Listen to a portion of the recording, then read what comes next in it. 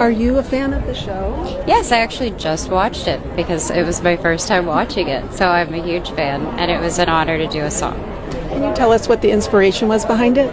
There wasn't. It actually was a song that I had for a couple of years, and it actually worked perfectly with what they were doing, so I thought I would do something.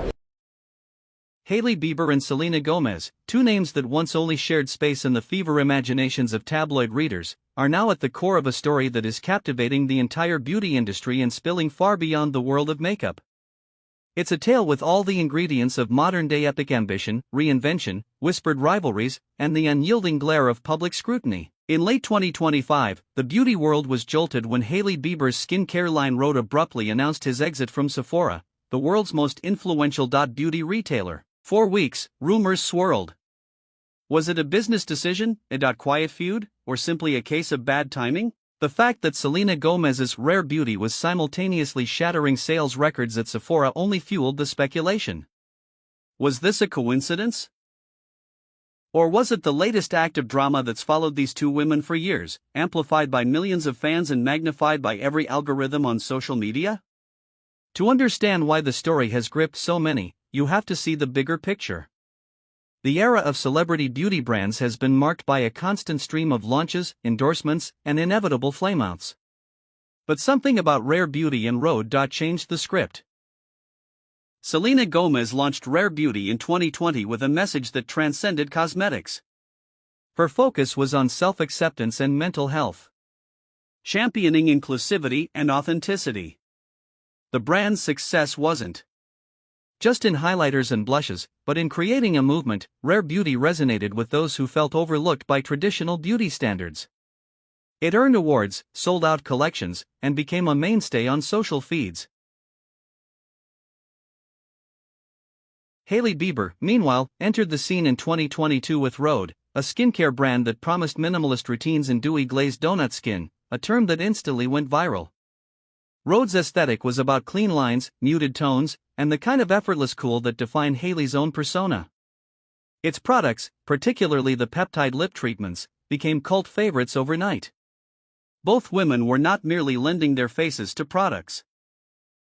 They were building empires, each with a distinct philosophy and loyal following. Rhode's initial partnership with Sephora seemed like an obvious win. Sephora, after all, had the power to turn small brands into household names, and Rhode's sleek packaging and social media buzz fit perfectly into Sephora's universe of innovation and aspiration. Yet, almost as quickly as it began, the partnership dissolved. Rhode's quiet departure from Sephora left fans and industry insiders scrambling for answers.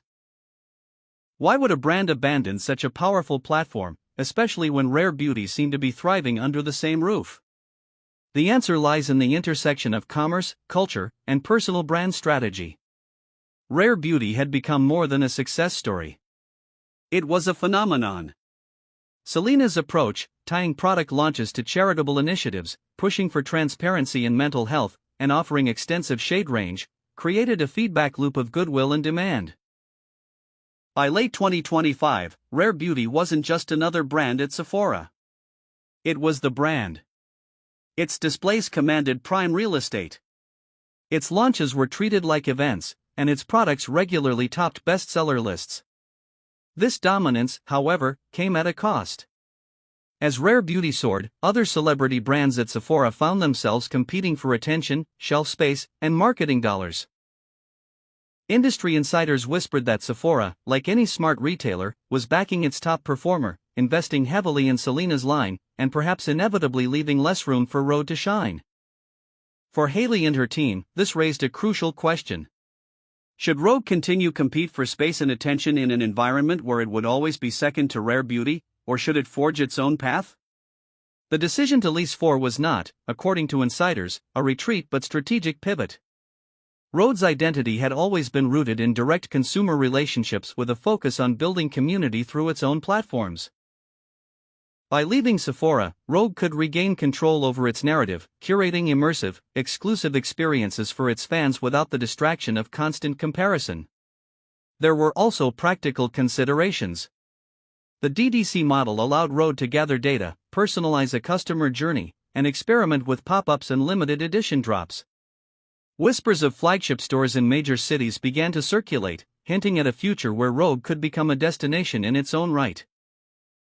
A space where a brand's minimalist vision could be brought to life without compromise. Meanwhile, the internet filled in the blanks with its own theories. Was Rhode pushed out by Sephora's favoritism toward rare beauty? Was this the latest chapter in the long-rumored feud between Hailey and Selena, whose intertwined histories, once only tangential, now direct thanks to their relationships with Justin Bieber, have fueled years of online speculation, fan wars, and meme-fuel narratives? Both women have repeatedly called for kindness and denied any animosity, insisting there is room for everyone in the beauty space. Yet the shadow of their connection lingers, coloring every business move with the possibility of hidden drama. The real story, as usual, is more nuanced. The beauty industry is in the midst of a seismic shift as more celebrities and influencers launch their own brands. The competition for retail partnerships is fiercer than ever. Only a handful can become category leaders, and retailers like Sephora have to make hard choices about which brands a champion. For those that don't make the cut, the options are limited. Fight for scraps or chart a new course. Rhode's decision to go all in on direct-to-consumer is both a risk and a testament to the changing landscape. The most successful brands of the last decade from Glossier to Fenty have shown that building community is more powerful than simply being on a shelf. Rhode's move allowed to innovate more quickly, experiment with new formats, and foster a deeper connection with its fans. It's a gamble, but one that could pay off in the long run. For rare beauty, Rhode's exit is unlikely to slow his momentum. If anything, it cements Selena Gomez's brand as Sephora's reigning beauty powerhouse. At least for now.